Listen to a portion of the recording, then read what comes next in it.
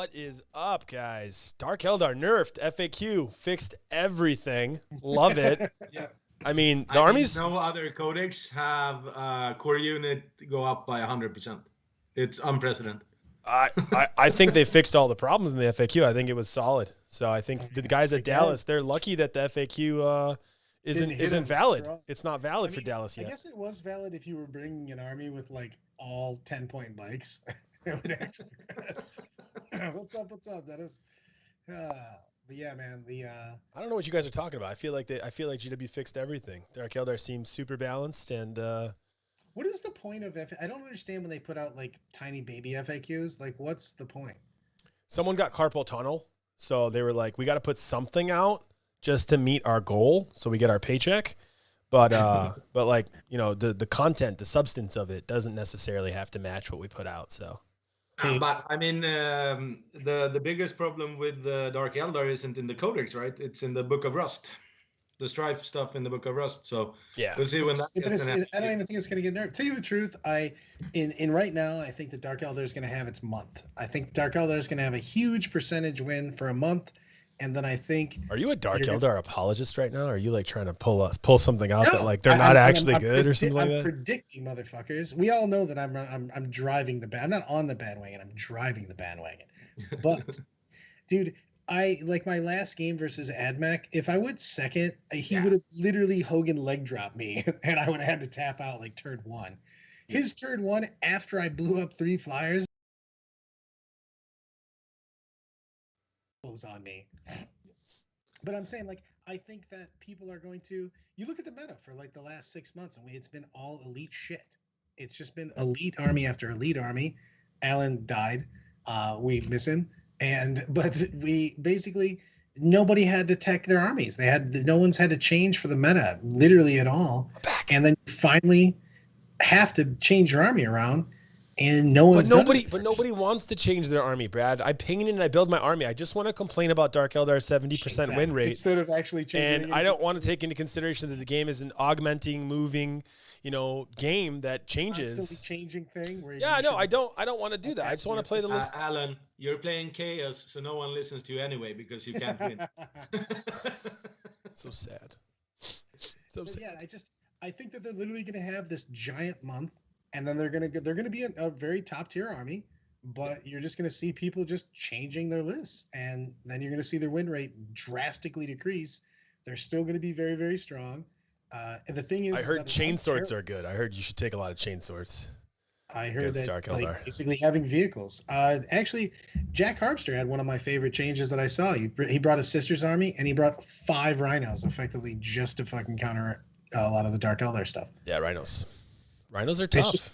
It's literally difficult. You're going to see more transports. You're going to see more dreadnoughts against Dark Eldar, and you're going to see more volume because you can't just I have a gun that's 24 inches. I'll figure it out when they get here. You need to put those raiders down in their deployment zone. If those Dark Eldar are walking across the board, they're pointless.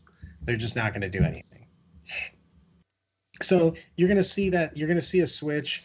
I'm not saying they're not fucking super powerful. I'm just saying that what you got to look at. I did a whole thing today. I looked at all the Australian dudes did all the math stuff for it. The win ratios and all this stuff.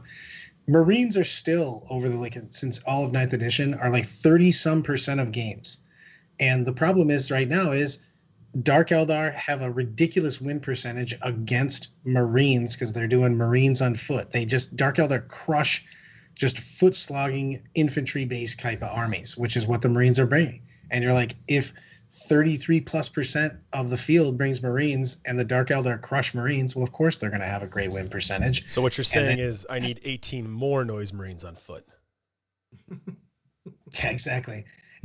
All I'm saying is we should have been adjusting our list the whole time. It's just that we've had book after book of Imperium and Imperium-esque shit where you didn't have to. We've had all Marines. You know what I mean? So you've only had to play with and against Marines, and then we had a non-Marine book out, and everybody's like, "Oh God, we're gonna have to do something. The sky is falling." Oh, you know what I should do? Maybe make a couple changes and play a few games before I bitch. No, man, it's never about making changes. It's all about you playing the same list over and over and over ad nauseum, just to make sure you're perfect at it. That's all you need to do to be a good 40K player, bro. You don't have to take any of the changes. You should be changing 500 points of your army continually, all the time. Small tweaks depending on what's going on in the meta. I mean, didn't we hear the same whining when Mortarion was coming out? Yeah, he was I feel like we hear the same whining on everything, to be honest. Every army that comes out, everyone's like going crazy. I still hear Dark Angels whining. I'm like, where are all these Dark Angel players that are going to ruin the game? Like, well, the Dark Angels players could be winning most of their games, but the best Dark Angels army is so boring it makes your eyes bleed. So you're like, what did you do? somebody kill me. Yeah, Kill like, me now. 90% win ratio. I never want to play this game again. So, I mean, stats wise, their secondaries are literally the best in the game. You know what I mean? So it's just the army's boring. If you play the army the most effectively in a Dark Angels, you do almost nothing, and you sit there and you score 80+ points and go, "Hey, I won again," and I'm gonna play anything else. I'm gonna start playing Russian roulette instead of this game. So Dallas is happening right now. Dark Eldar wins. Dark Eldar wins that, right? Well, there's a lot of good players playing Dark Eldar. Lennon's playing Dark Eldar. Nick's playing Dark Eldar. Naden's playing, Naden, but he's got Dark Eldar in it. Dude, I actually love it because Naden went like hardcore counter Dark Eldar. He put Night Spinners, Falcons. He put all of like this Dark Eldar tech into his army. And I told him he's got a new warlord trait, Ultimate Disdain Imperium. Is he not playing actual Dark Eldar? He's playing Dark Eldar. He's playing Dark Technomancers, Yanari, and Craft Worlds. 3 detachments. 6 Shadow Weavers, 2 Night Spinners. Like he took 2 Night Spinners. He took 2 Night Spinners, 3 units of 3 Dark Reapers. Crafters, ignore cover, and then he took a Falcon, so he has one more thing to blow up the Raiders. And then he took 2 Night Spinners, which are obviously disgusting against Dark Eldar. And then he can put the Dark Eldar or the Reapers inside the Falcon if he needs to, and it has a Bright Lance and the Pulse Laser, of course. And then he's got 2 units of Incubi, which get the full rerolls from the Yanari strat for wounds. And then he's got 4 units of Rax that jump into the Raiders. So he's got 4 Flamers, 4d6 Flamers per Raider. And he's just looking to out tech the Dark Eldar. We'll see if it works. He also just said, "I don't care. I'm going to auto win against all Marine players." He's like, "I'll already win against Marines."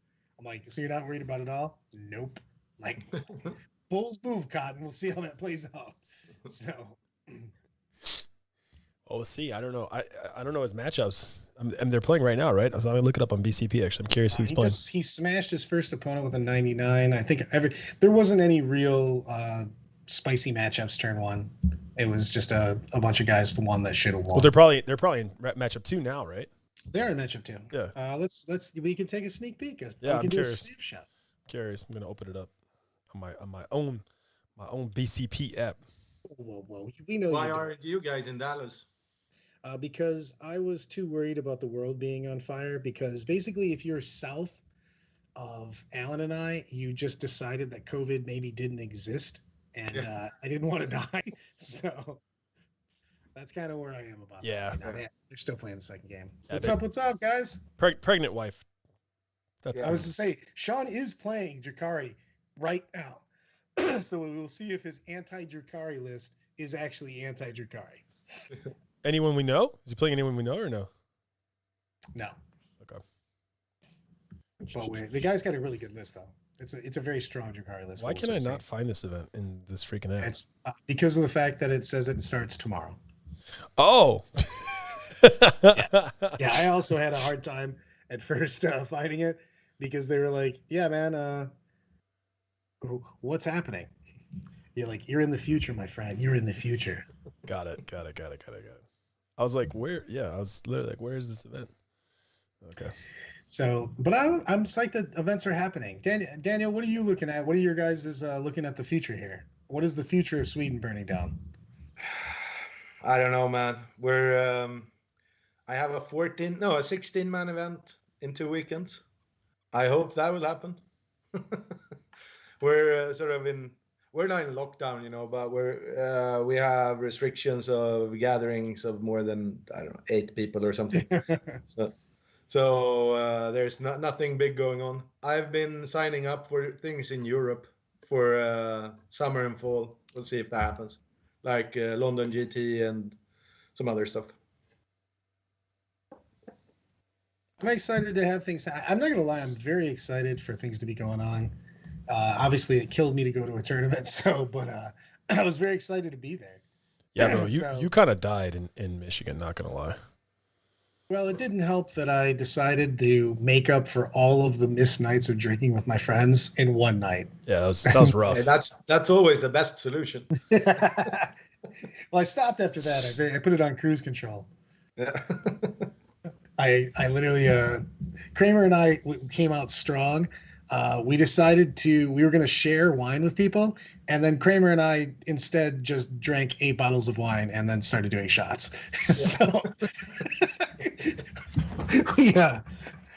we started fast. And then I don't know if we kept going fast or not. I did wander around kind of a lot during my games. Yo, So, props to Kramer for finishing most of the games. Yeah, I was a real force to be reckoned with. Turns 1 and like turns you were a 4 mess. or You were a 5. mess, dude. You were an In absolute between mess. those rounds, I spent a lot of time telling people what I thought about. You were also life really in general. it was so weird. Like you were bipolar almost, because you were like, some guy would come up and I know you don't know who the hell that guy is. And you're just like, oh, what's up, man? You're just like hugging him and everything. And then like another guy would come up and you'd be like, I don't like you. Get the fuck out of here. Just like leave. And like that, like literally there's like a 5-minute gap in between these. But anyways, Dennis made up a good point, Brad. We should reach out to like events that are doing stuff and like see if we can comment the shit out of it. I don't know if it's on Twitch right now. I'd literally steal Dallas's Shit, man. I would just steal Dallas's stream right now, put it on our podcast, and talk about what's going on. 1,000% willing to do this at all Just times. be like, yo, all right, so this is I what won't this go all over guy's. the place. This is what I this put my guy's gonna mojo do. on. See, that's my thing is that I think team events, we play doubles. And if you're not having fun at a doubles event, you literally You're doing it wrong. Yeah, you're just doing it upset. wrong. Yeah, doubles events need to be like that. 1,000% But the problem I had though was your opponents. I mean, I only saw really round 3, but I mean, even overall, no one was at. I mean, obviously, no one's at your level, but like, no one was even drinking really. Like, it was kind of weird. Our second round opponents, we basically had them drinking almost as much as us. Okay. And they were loving life about it. Okay, cool. Because yeah, I thought it was kind of strange. Doubles events, like I know Daniel's famous for puke and play out in Vegas. So, I mean, It's rally. I didn't Cap, even yeah. puke. That was Yeah. Jimmy. vomit comment, team vomit comment. Yeah, like it was. I mean, I thought it was a normal thing. Subway.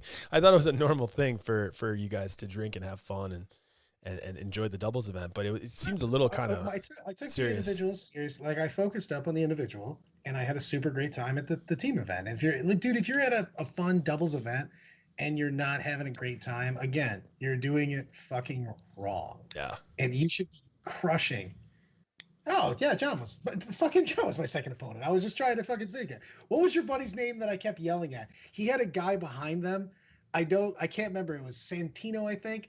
And for whatever reason, in my mind, he was trying to outflank me and attack me. So I was like, I got my eye on you, motherfucker. Come on. You were pretty much saying that to everyone. You were like, look at me, look. I'm gonna rape you. I'm gonna fucking rape you. You're just like, look at me the whole time. I was like, oh my Santino. God, dude. Who summoned me?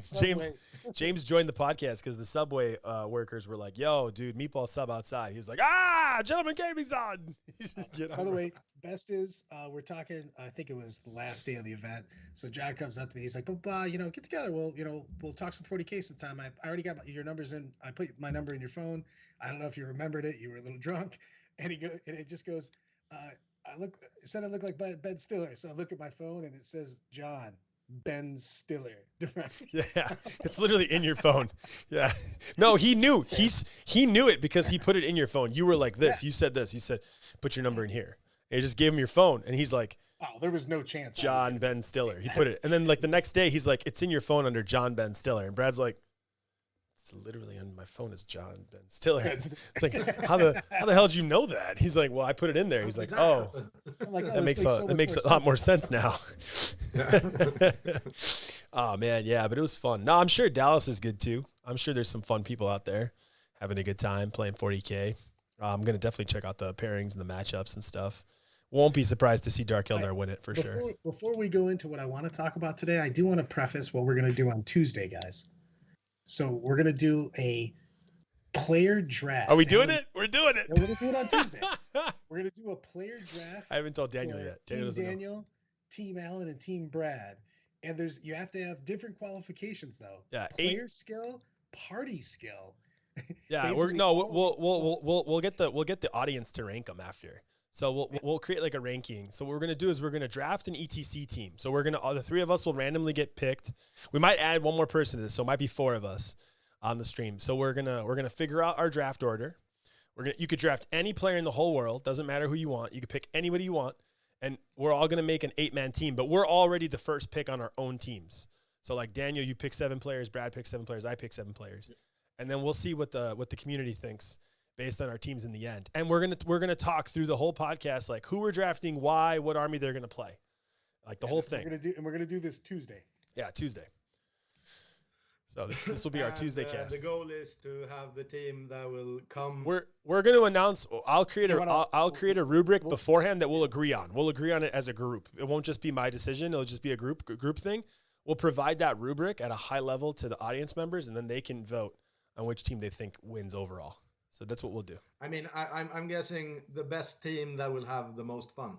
Yeah, it's going to be a combination. Yeah, it's going to be a combination. So it's going to be, we're all about overall here. Okay, we're overall players. Yeah, we're overall, or at least I am. And Brad's overall in terms of wine, as an overall the wine.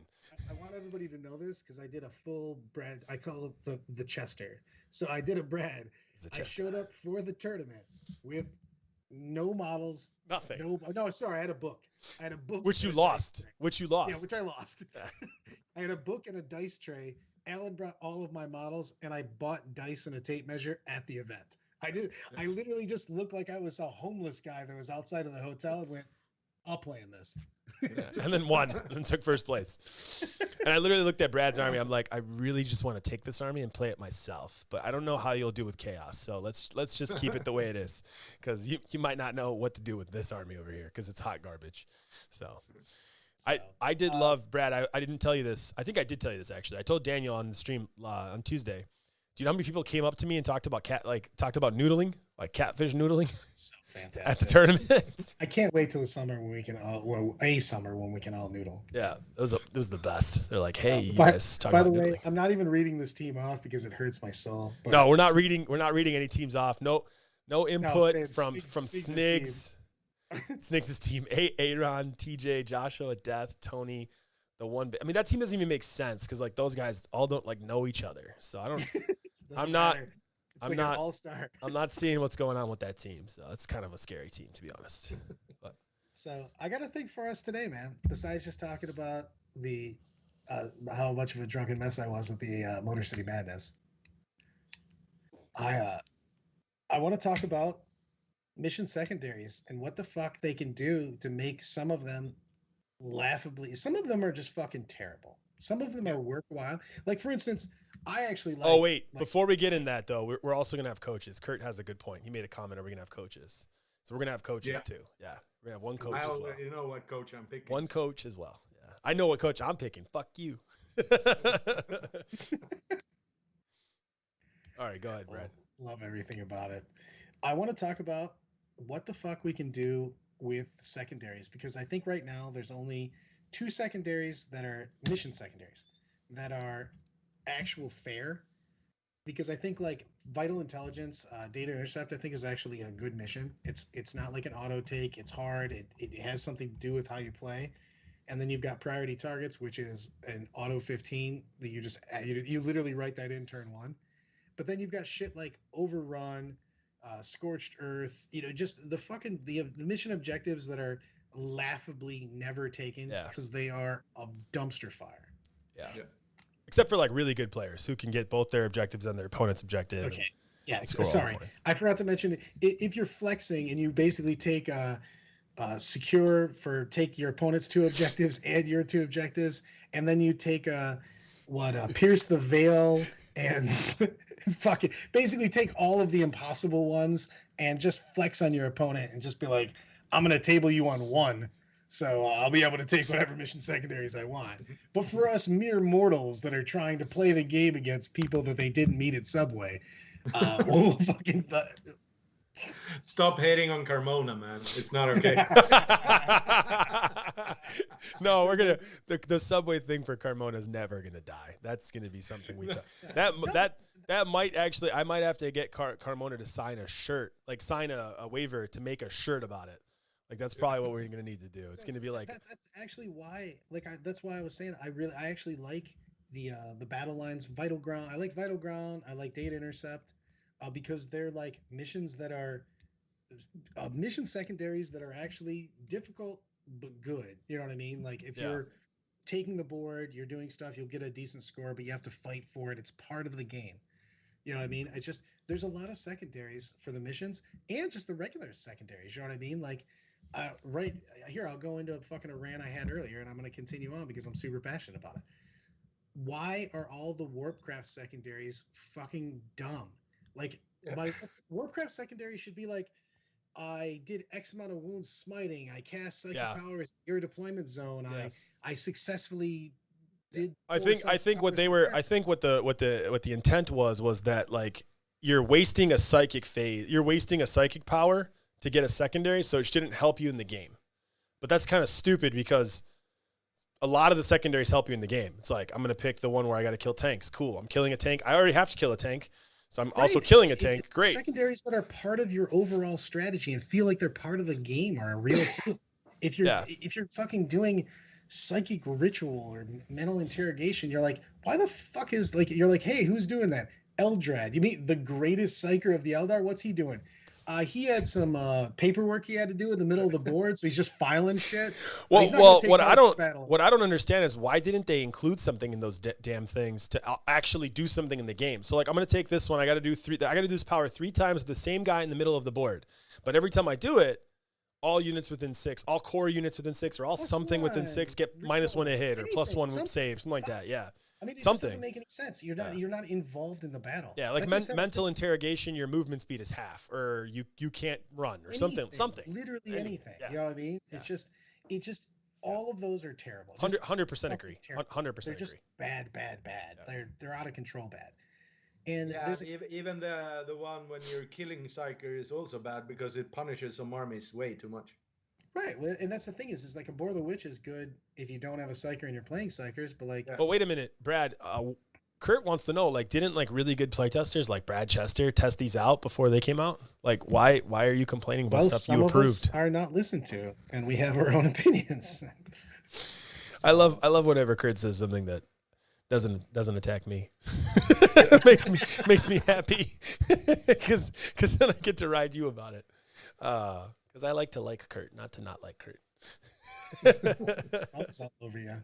It's like being grabbed by the fucking alien impregnating you. Yeah, it's okay. I'll just remind Kurt that one time where he had a phone call. He's like, "Hey, do you know where Hannah is?" And I'm like, "No, I'm with my wife at dinner."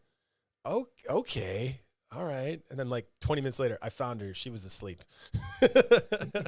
No, she died. She died. Oh man. So secondaries. So I mean, we do about these. Like literally, if we already have an alternative format. So we just have to talk about it. But even if you have your alternative format, you still have bad secondaries. For instance, ready? We're gonna play a game of 40K right now. Daniel gets cut off the head, pierce the veil, and psychic ritual. I'll let him take 2 from Warpcraft. Yeah. And I get to take, engage and banners. You know what I mean? I won't even take a 3rd secondary. Yeah, no, I think we talked about this in the past. I think all secondaries should actually have interaction. I think they should remove all secondaries that don't have interaction. We talked about that before. I think that's one step towards it, and then as long as you ensure interaction, I think that's going to help everything out. And then I mean, there's clearly ones that just are terrible. So like they either need to get redone or. We're going to fix those because we're going to get another GT pack. We had a 2020 GT pack where I don't know. Do you need to fix them? I would say just remove them or add so many that they become irrelevant. Yeah. Like some of them are not fixable. Like how do you fix the Warlord one? You just increase the amount of points per turn. Like, you just make it a flat amount. You do it like scramblers. If you kill the fucking warlord, it's worth 10. Period. Not like a fucking 15 on turn 1 when it's never gonna get killed. but doesn't that become too easy then? Like, you're already trying to kill the warlord, so if you get 10 for it automatically, I don't give a fuck about the warlord in this particular game. What does the warlord give me right now? well, I mean, No. What I'm trying to say is like you might. So like at least for scramblers, you have to forego an action for three turns for at least a unit. Then you have to also think about that tax in your army list. So you're probably taking units that probably suck just to get that action off. So there's some tax in your army list, just something to pay for. If you just get 10 points for killing a warlord, I mean, you always take that over scramblers pretty much because you're almost always going to kill the warlord. Because I can perform scramblers, well, irregardless of what you do. You might be able to protect your warlord from you. You may just make it so he's never shot, never engaged. I mean, that's true. That's true. So I mean, if that was the case, then maybe you would think twice. But if you go back and redo all the secondaries so that they are interactive, it would be tough to, like, let's say, for example, Scramblers all of a sudden is not only do you have to forego an action, but you get the points to your next command phase. So you have to survive. Like, they actually have to do it and live. I would be better on a lot of it. The problem is that a lot of these like have nothing to. It's not even just not interactive. They're just terrible. You know what I mean? Like Warcraft has to be completely revamped, in my opinion. You have to take that entire thing and go. I think you can. Terrible. I think you can keep all of the Warcraft ones. I think all you have to do is just make them have an actual. Maybe not the one where you're just killing witches, but the ones where like you're actually like doing a power. Just make the power do something, anything. And I think it's at least interactive. It at least does something. I would rather have it so that I had like every time I'm already doing psychics, it would do something, or I had to do in a certain. I don't know. It's just they're not good where they are right now because they feel like it's silly that I have. Every time I see like the Lord of Change doing a psychic ritual, I'm like, really? You got a fucking 400-point model just pull a rolling fucking solitaire in the middle of the board, just hanging out. Yeah. Yeah, no, I get what you're saying. I don't know how they're going to do warp stuff without making up a power, a fictitious power that does something that's not super game breaking, but does something, and it makes you give up not only your ability to do your own psychic power, or replace it with one of the psychic powers. I mean, literally, fucking, if you want to take it, like you can replace Smite with Googly Surge. Sure, that's fine too. Yeah, that's fine too. And it has an effect on. But it has an effect on the game. I think it needs to have an effect on the game. That's for sure. So. I would agree with that. And then I think we had a comment about, I mean, blocking scramblers is really hard for a lot of armies. Like, it's like, yeah, you could block scramblers, but you can also block engage. Good luck. Yeah. Good luck with blocking engage. You can't really block. I mean, you can block engage, but you could block. You could technically block them all. I mean, hypothetically, I can take 180 boys and I can block everything. Sure, but I mean, a lot of armies don't do that. They don't work that way. But I'm saying, like, a lot of these secondaries are just so much better than the other ones. That's what I'm saying. They just have to, especially the mission secondaries. It's insane to me that priority target's laughably easy and raise is the dumbest thing I've ever seen. Yeah. I like, agree. Hey man, if you table your opponent and then you have to literally do some Brad shit where you're like, look at me, I'm the captain now, and watch me burn your objective. The only way I can do this is if I just wreck you. All right. So you can't even have models over here. But I love raise. Okay. So good. Yeah. I like raise because of Age of Sigmar. So in Age of Sigmar, raise is actually a really cool mission, but in 40K, it's not that great.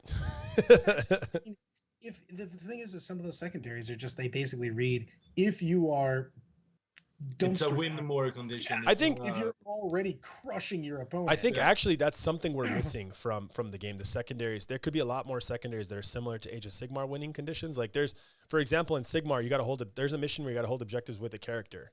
So like that could be something interesting. Like you're holding it with the character, and like forcing a character to stay somewhere on the board is actually quite powerful. I think also consecutively holding an objective is interesting. So if you hold it for 1 turn, that's 1 point. You hold it for 2 turns, you get 2, so on and so forth. That's another good idea I think that they could implement. That one already exists in Dark Angels. Correct. Yeah, it does. But that would be cool to implement it across the board potentially, or something similar. Maybe not like any objective you want, maybe the center objective, maybe something like that. But there's a lot of ways to get more points. I think also burning objectives is interesting in the sense that if you choose to burn it, you get D3 points for like your secondary.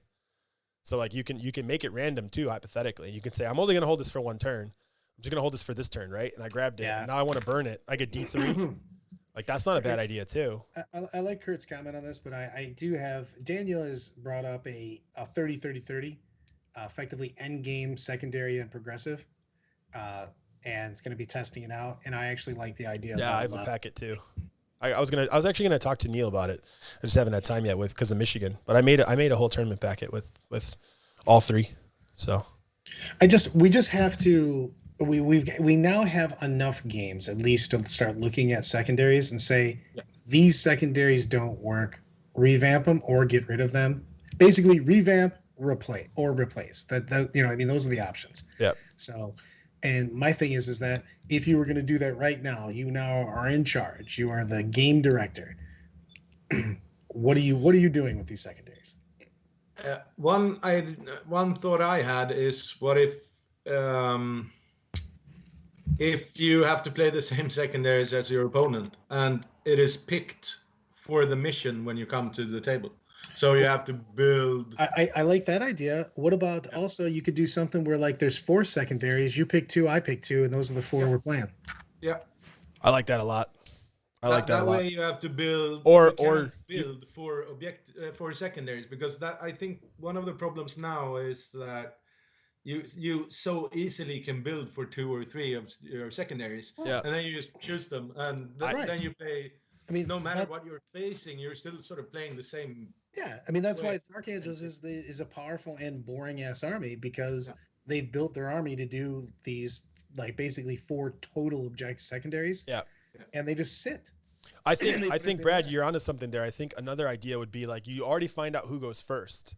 So you determined that already. Deployed, everyone knows who's going first, which also already makes Warlord more interesting, by the way. Then you roll off, you decide who goes first. Whoever is going first picks one of the secondaries. The other player picks both other secondaries, and both players play all 3.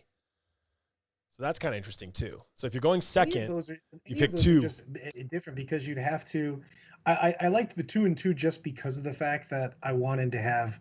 So you couldn't always choose. I guess I still think first turn is too strong in the game. I still think it's too strong. I don't think the score at the bottom of 2. Think that the second turn adjustment, I've never seen that. It doesn't matter. Seen a game. No, exactly. The game is already over in turn 3. It's not impactful. The second turn adjustment is not impactful. I do like now that you don't get to choose. I don't agree with that because I played some slow armies before that. I think it doesn't matter for faster armies, but like my Death Guard, my Sallies and shit, I use that second turn scoring a lot. Because my army's a counterpuncher. But did you really need it? Like, was it really that big of a deal, or would you got pretty much the same score if you just went first? Because I've never seen games that really matter turn 5. In close games, I'm saying. In the closest game is when it makes a difference. Because most games are done by turn.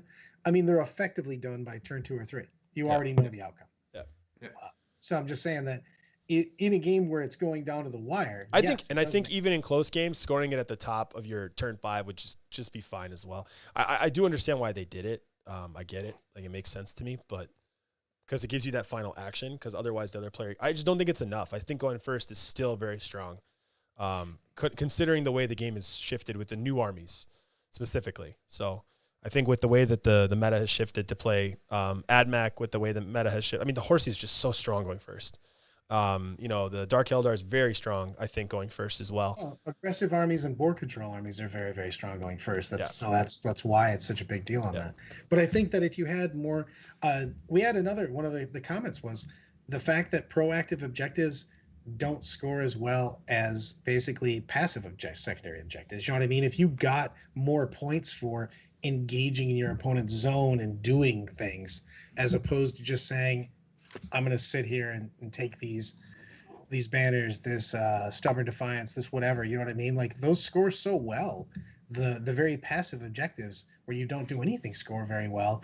And when you actually risk yourself, most of the time, those don't even score as well as the passive ones. So I think that's actually a really important one too. Yeah, I think you should get higher scores when you're on the other side of the board. When you're taking enemy territory, you should be getting higher points as well. I also don't like the 45 cap on primary, by the way. That's just me. The thing is because not a big fan. You get high. Sometimes I just get 15s, and I'm just like, I get nothing for this, and your opponent can catch up. You know what I mean? Yeah. So if you dominate the board and get 15 every time, but your opponent manages to get a 40, you know what I mean? Yeah, it doesn't matter. You could easily skip the cap and just do differential. That's what I would do. With a 45 cap differential or something. That's what I would do. I would do something like that. Kurt does have a good point on this. That he was talking in chat, and the fact that the fact that we all agree that the game's over by turn 2 to 3 means the missions aren't designed correct. And I agree partially with that because if you had end game, victory points and or maybe both kill points, that changes a lot. Because right now I consistently just throw my units away. Yeah. Just because that's the problem. Especially if you're up in turn 3 and it's like, yeah, I'm gonna win this. So now my only goal is to make sure you're not on objectives. Yeah. So I just toss everything onto your objectives. You're not gonna score them. I'm gonna get wiped. It doesn't matter. I'm up 30 points on primary. You basically get tabled, and your opponent basically tables you on the bottom of 4 and goes, "Okay, cool. I still can't win. I don't even have a chance at winning." You're just like, "Okay, well, that seems weird." But. Yeah, and because there's no interaction, you're still getting engaged. You're still getting all your other things that you're trying to get just by throwing stuff at them. You're like, "Oh, I threw stuff at you, but I got engaged. Hey, there you go. There's three points right there." So, I mean, yeah, exactly. definitely. Scarabs. The scarabs aren't exactly that. Hey guys, my scarabs are going to sit on your objective, and you're not going to score points, and I don't really care what happens to them. So enjoy getting a 0 this turn, and deuces. Yeah. But we just have to change. And the thing is I like 9th edition, but it has to have, and they always never listen to anything after the but. But the moment you said that, it was over. I was just kind of like, all right. It was I zoomed out. I started thinking about poisonous snake and noodling. Guys. Let us discuss the state of the game. Get back on track. Get back on track, damn it. No. I think that we have to, and I think that we should put it up because, and the thing is, guys, is if we put these things on the community page, they listen to shit. You know what I mean? So I think that we got to start being more proactive and just putting up ideas, thoughts, everything, and not just random bitches. But just actual hey, this is my thoughts of, what we could do for this kind of secondary. Yeah, we should start doing that more. We do have some pretty cool opinions. I think we're pretty smart about stuff, to be honest. So it's just there's Thank you, Alan. We both did it. We both did it at the same time. I love it. I thought he was just gonna say it was you two anyways. I just assumed I was waiting for him to go, "We're very smart about this." I mean, not Brad, but I mean, No, you have your moments. You have your moments. It's not bad. I can't take that away from you. Like Will Ferrell in Old School. I blacked out, man. What happened? Yeah, you said some good shit, dude. To the stadium. Yeah, no, I know. We all want the game to work. I mean, I'm not playing as much as I used to, but 9th is great. Yeah, it's really good. I think it's definitely going in the right direction. I think everything's pretty good. I had a blast at the tournament. I mean, the cool thing about the games being over in turn 2, turn 3 for the most part is that you never worry about time anymore. Like there's no need for a chess clock. Like in Michigan, it's just like everything rolled. But the thing is I think that as veteran players, though, we pre-game a lot of those things that would take time before. Like I know what secondaries I'm going to pick. I already have stuff laid out for my army. I have cards out. I've already reshuffled. I've put my deck out of stratagems. I have my stuff listed and what it's supposed to be. So I do all the things that I can to make the game faster. And you do the same thing. And I've watched you, Daniel. You have stuff pre-done. And I don't think enough players are doing that. It literally, the most shit you can do before the game starts, do all of that stuff, all the markings, all the things, figure out your secondaries so that you have the most in-game time period. I've knocked on everything. I finished every game of 9th edition, and I finished 99% of my games and everything else. You know what I mean? But I finished all 8 games I played of 9th edition. I finished all 8. I'm 8-0, baby. For finishing games, not 8-0 victory chance. I'm like 5-3. One of my favorite things in all of 9th edition is every time Alan plays in a tournament, after not even a tournament, just a game, and he'll like go, "Hey man, did you know this does this?" And I'm like, "Yeah, man, 100%." He's like, "Well, it's pretty fucking cool." 3rd and 4th, there was a huge spike to the game with like 4th edition, like massive spike. Way more people. Like the amount of people I've met who have said I joined 40K in 3rd or 4th, like right around the time where 3rd and 4th switched. Most people I've met in my past have joined around that time. I think we're going to see the same thing with 9th and 8th. They're going to say, I joined right around 8th and 9th. Because like when I was at this Michigan tournament, I met a lot of players who just started playing last couple of years. I was like, whoa, okay. No wonder I was getting hundreds. Joachim's got a good point. You guys, I mean, they were unpopular because they did it by himself. But remember, tactical objectives. I just like having things that you have to basically be ready for, where you can't pick all your secondaries. No, You're tactical talking about the cards? Maelstrom cards Yeah. were amazing for Yeah, ETC. I love that. Not Yeah. even the only thing, but Yeah, they had 18 of an them. added thing. Yeah, Because you yeah, had 18 to of you them. had to plan for the unknown. So as a player, you always had to be ready. You couldn't just go, I'm taking these 3 secondaries. I'm gonna sit here and do this. I always love them because they challenged your list building abilities because you had to have durability, you needed speed, you needed to be able to finish the cards because if you couldn't do them, you sat with the cards. Yeah. Which sucked. couldn't You work couldn't through, draft a new which card, so sucked. you couldn't get points. If you couldn't get Yeah, points, you're getting a more differential. So it's pretty funny. Yeah. I You gotta had tell to I make- gotta you tell had to Daniel openers. about I gotta tell Daniel about these comments. We got a comment from John, where he's all capital letters and an exclamation point. It just says "Stop cheating."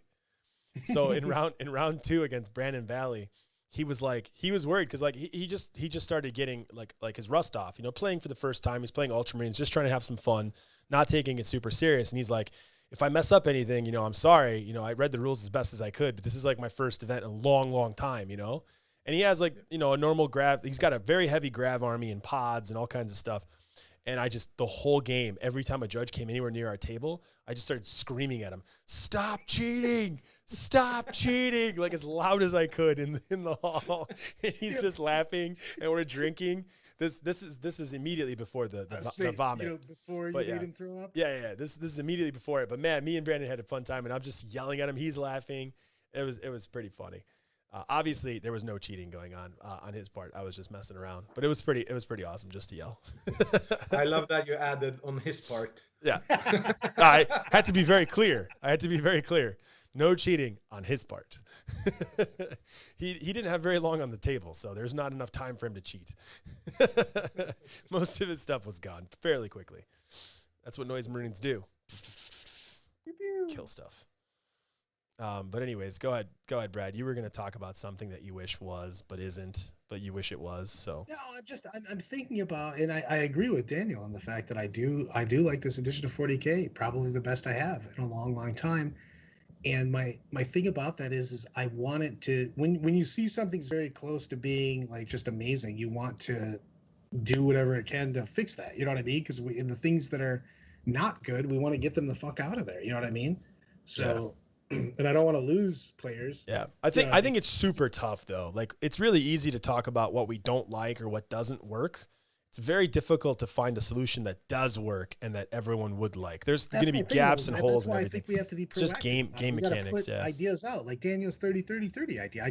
Maybe it works, maybe it doesn't, but I feel that we have to put ideas out there and go, hey, what about this? As opposed to going, I don't like this. You should never just say I don't like this.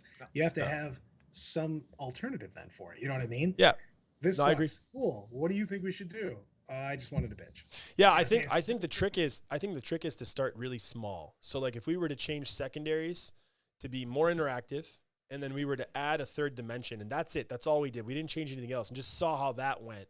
I think that would be a good first step.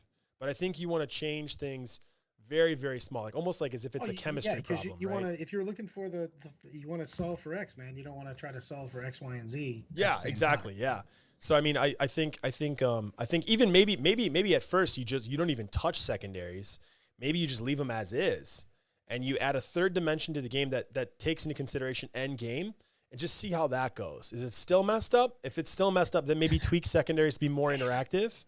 And then if it's still messed up, maybe then like change primary a little bit, remove the cap. I just think if people would also play their games out more if you had more in game. Because I feel like a lot of people see that they're down and just go, whatever, I'm out. Yeah.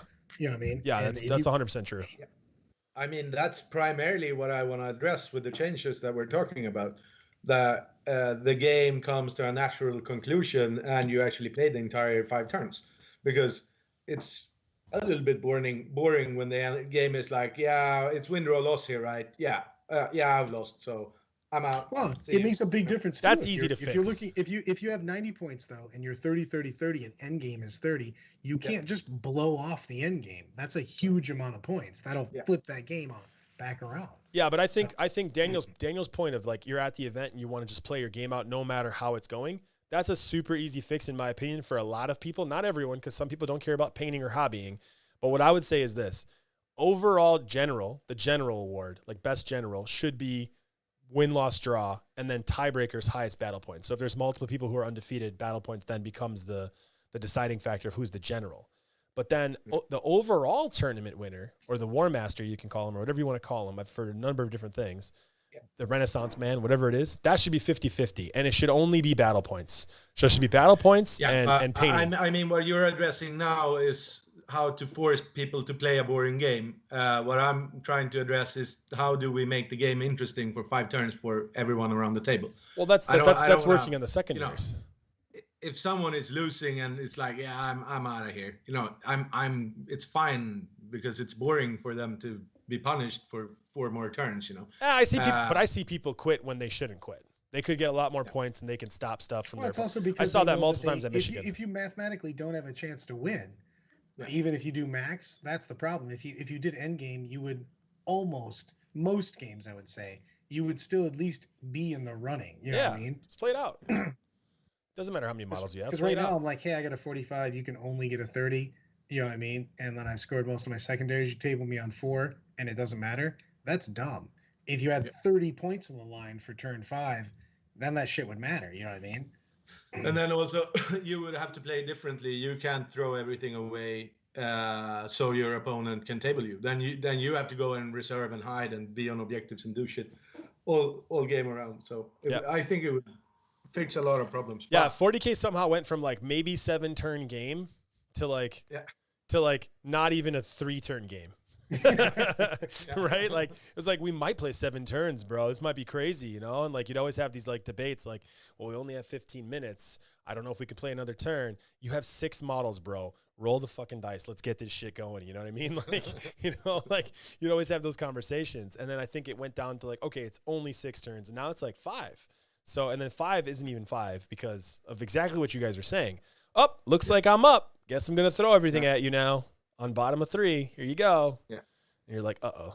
It's going to be really hard for me to score 4 and 5. I do have words of wisdom for everybody before I forget them in my impaired mental states. No one's ever said that about you.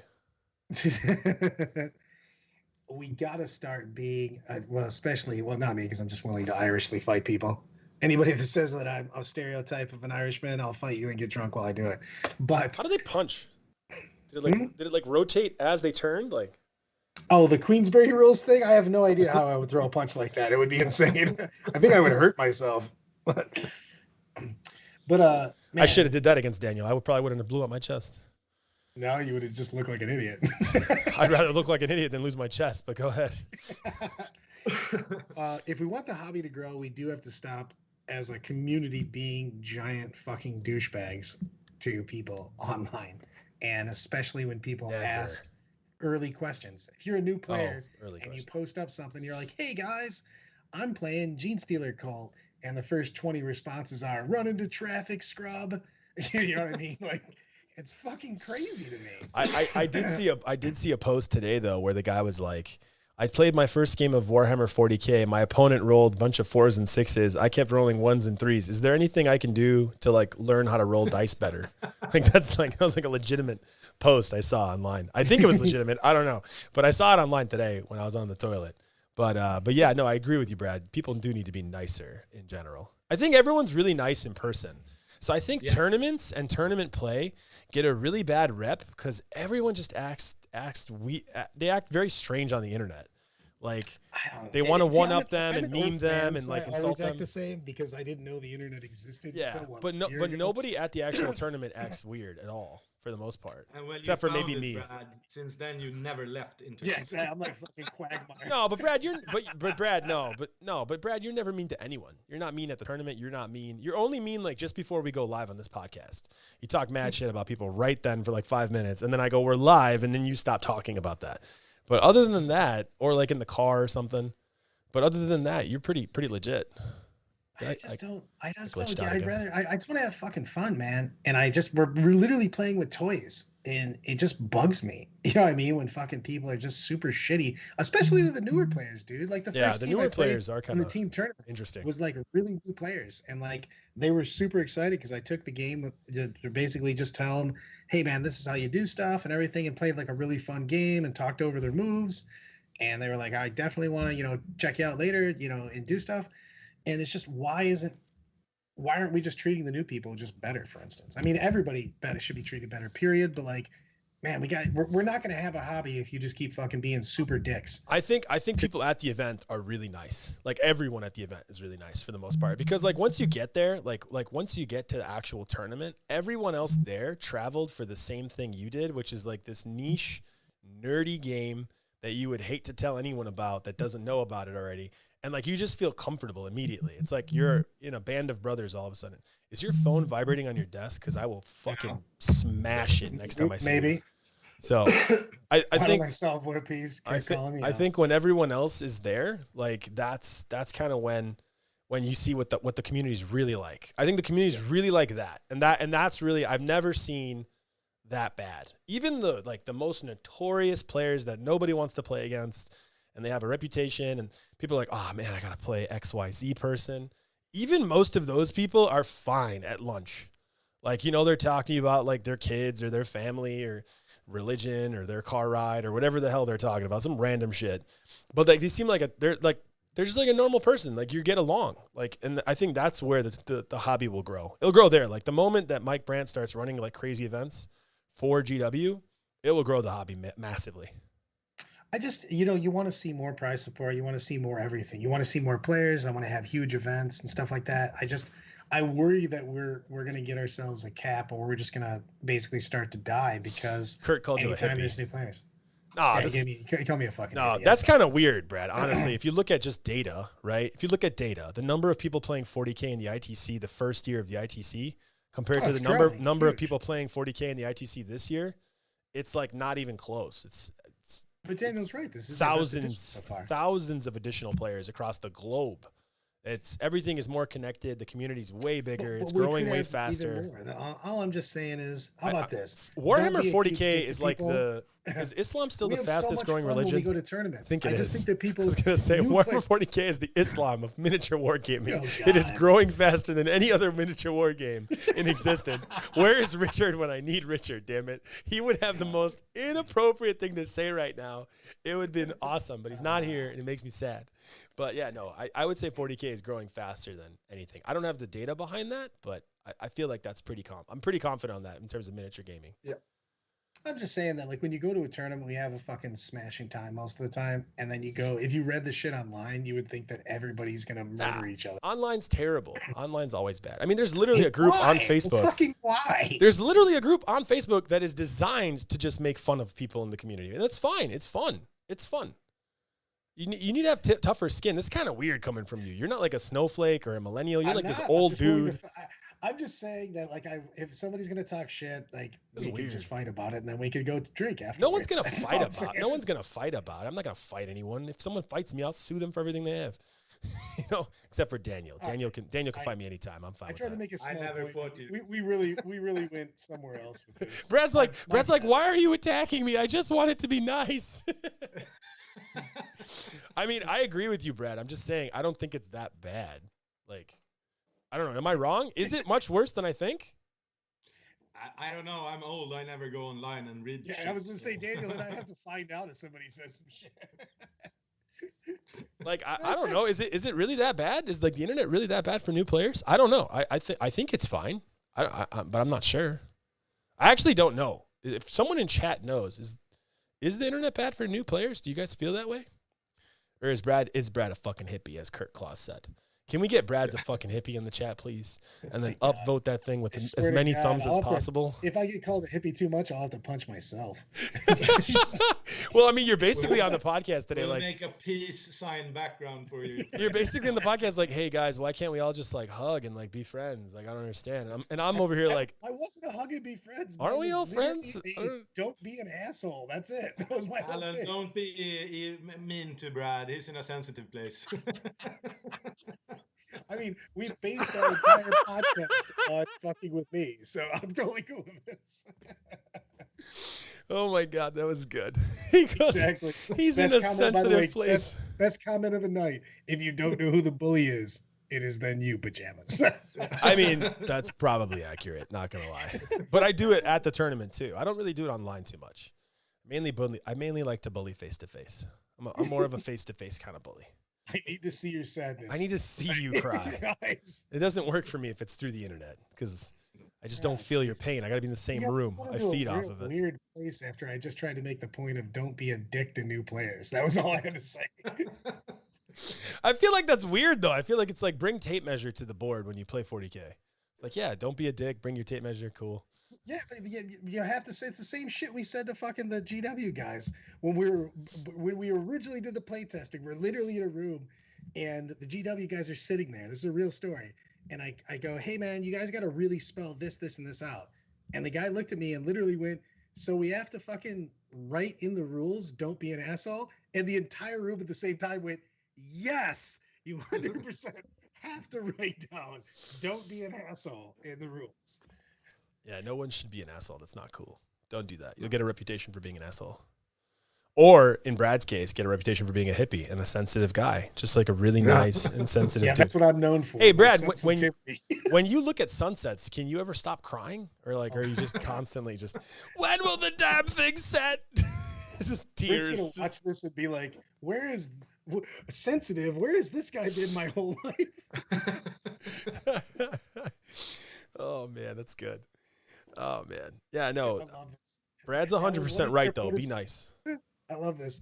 Alan, one of your opponents told me he had a good game with you. He said you were the biggest ass in the nicest way. See? You can do both at the same time. Yeah, I say things like, yeah, you're about to get it pretty hard. I'll make sure to put Vaseline on before. God damn stuff like that. So, one of my opponents was rolling, and he didn't I don't think he understood what I said right away. So when he rolled like 15 dice, he was trying to I don't know what he was rolling for, but he was rolling for something. He was rolling like 15 to 20 dice, and I'm just like, bag of dicks, bag of dicks, bag of dicks. He's like, why are you saying bag of dicks? I'm like, I hope you get nothing but ones. He's like, oh, that's mean. I'm like, yeah. I am actively rooting for you not to have good dice rolls. This is a game. Alan just keeps handing his opponent D3s for all the rolls. Looks like there's no 4s in there. Man, I had such an unlucky game against this pajama guy. I do the same thing for me sometimes, but I always think of it as like a counter. So like if I watch a sports team I really like saying that they're going to lose, because I really want them to win. So like I try to jinx them. I try to like reverse jinx them. So I do that with my own dice. So superstitious that you reverse. I swear to God, I do that to myself. I do that to myself all the time. I know it makes no sense. It's not logical at all. But I do it all the time. I'm like, watch, I'm going to fail this charge. And it's like a 3-inch charge. I was like, I'm going to fail it. And then every once in a while it does happen, of course, because it's just law of probability. And I'll smile. I'll be like, that's hilarious. I failed that charge. So yeah, I like also like try to reverse jinx myself, which is funny. Alan, can you please make a shirt with Hippie Brad? We will buy them. Yes. Yeah. Yes, we will. We will make a shirt. Motherfuckers. I tried to be fucking nice. This is why I'm fucking. It's such a strange audience to take out that, Yeah, that is kind of a weird thing. Like you're also the same guy who was like, he wanted to talk about feelings. I don't understand why anyone would want to talk about feelings. Just okay. Fuck and off. You know what? This is why I'm a dick. I try to be nice one guy. You're also the guy on this podcast like, hey, don't be mean to people. And you literally looked at Kyle in the eyes on Friday and you were like, I don't like you. Get the hell away from this table. Yeah, but I also hugged him right afterwards. It was much after. You literally forced him to leave. In my mind, it was right after. No, it was like hours later. He left thinking you hate. He told you the second day. He said, hey, you're the guy that told me to go fuck myself and leave the game. Like leave upstairs. And you're like, what? I didn't say that. He's like, yeah, you're the guy. I mean, sometimes Brad does what Brad does. No. I'm just giving you a hard time. You're making good points. I do agree. Be nice out there, people, to everyone. Poor Santino, yes.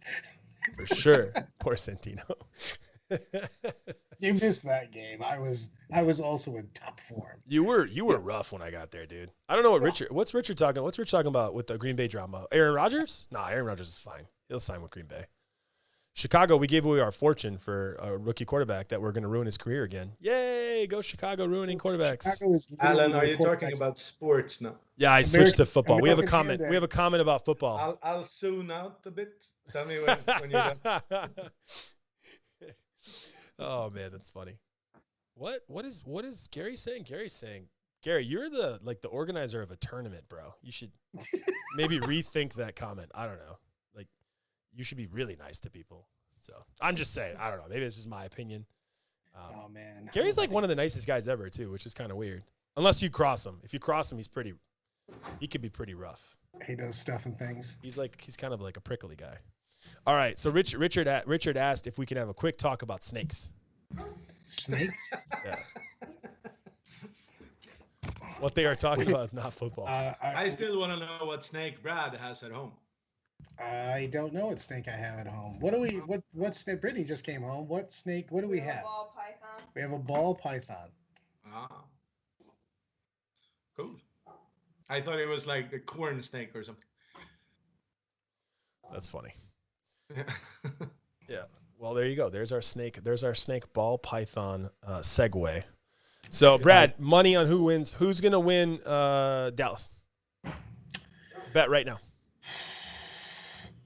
I'm going to take Nathan because I think he basically, if his counter works, I think Nathan's going to win because he literally went all in on countering Dark Eldar.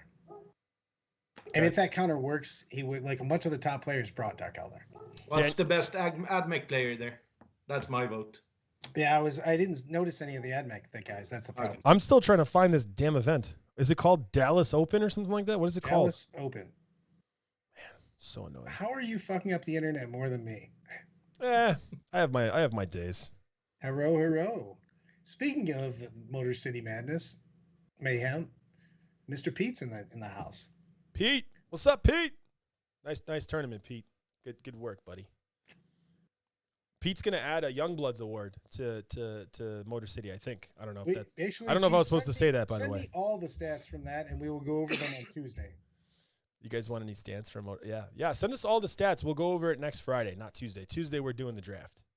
But we might have a surprise podcast in between, maybe because Dallas is gonna finish up on Sunday, so we might do a thing there. Pop it in. Yeah, that wouldn't be a bad idea. I'm cool with that Pop idea. and lock. I'm trying to look it up for you, Daniel, right now. So there's Nathaniel. He's playing Custodes. He's currently 2-0. Ooh, Mr. Pukey Puke cost him $300. Thank you, Mr. Brandon. Damn. Oopsie. Ew. So that's some expensive moonshine. I mean, damn. That's a lot, actually. That's kind of crazy amount. But yeah, I guess so. So I mean, lesson learned, Pete. Bring cleaning products to your tournament, so you don't have to call. Yeah, Dallas started today, Gary. The general security people. Yeah, Gary, it started today. Also, Gary, I would bring some cleaning products to your tournament just in case the people I play puke somewhere. I love that it's the people you play.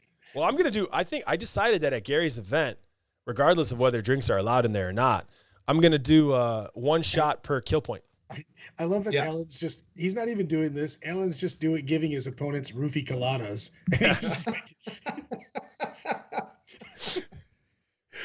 There's not much LSD in there.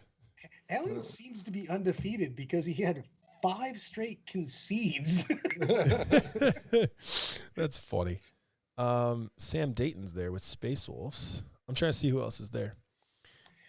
But by the way, you did miss, and I have Alan as my witness here. We have Pete in the thing.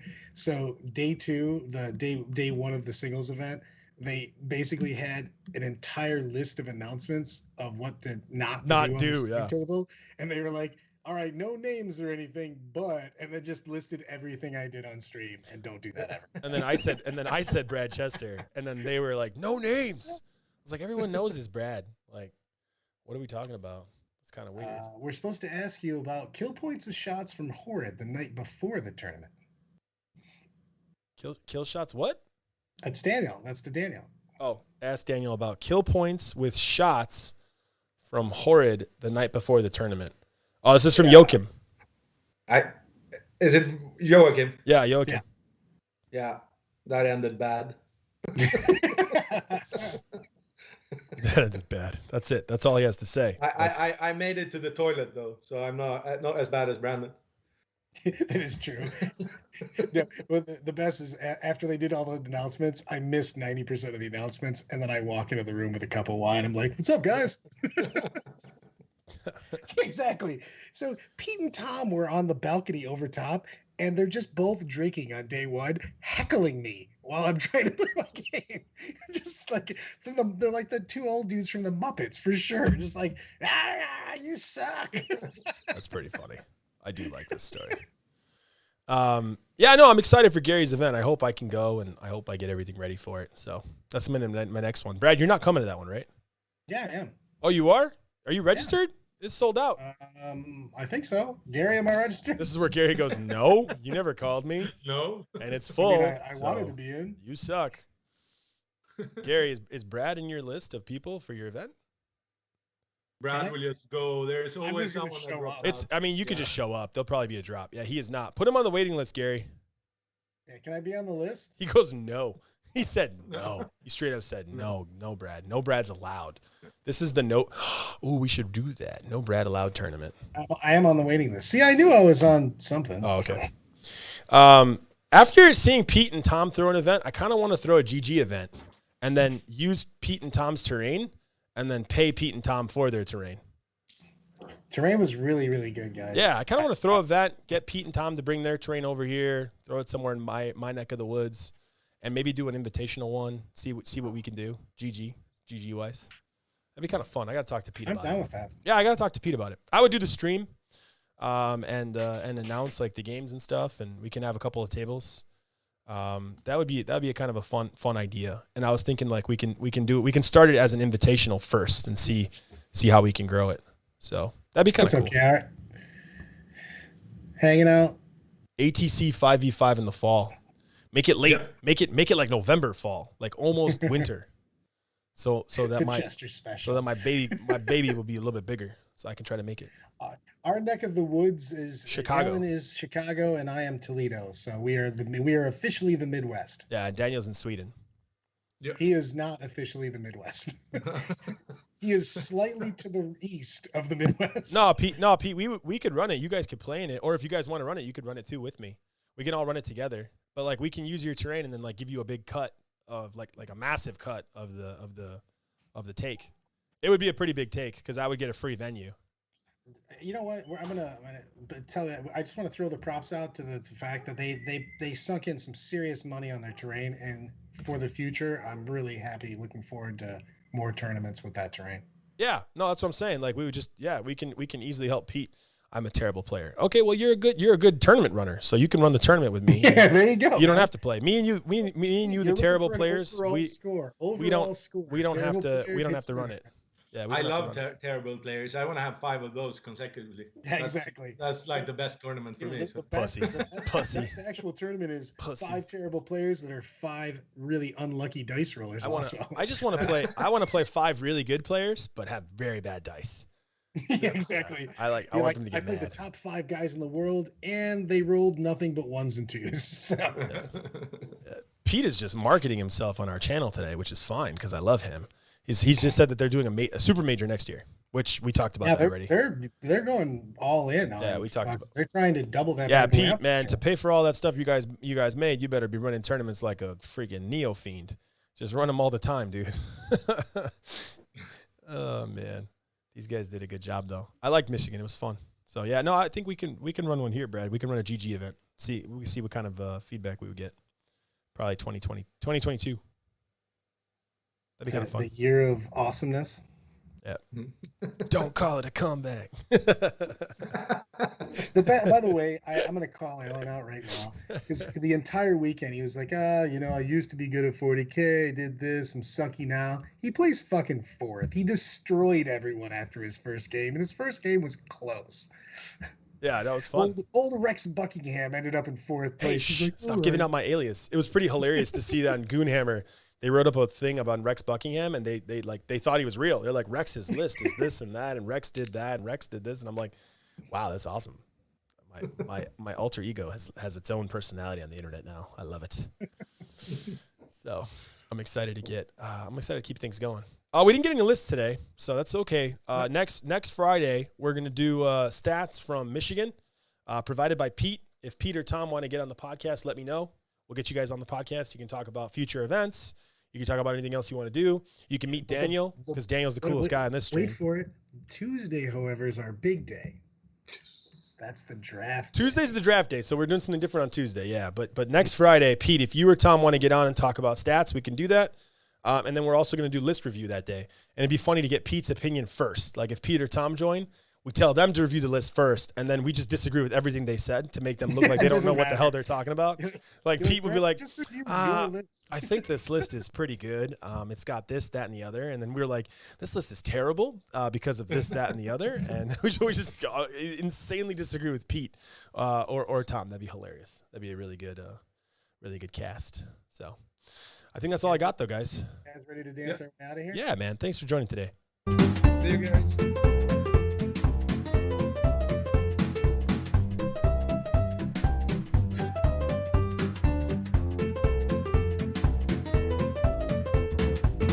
I like the fingers.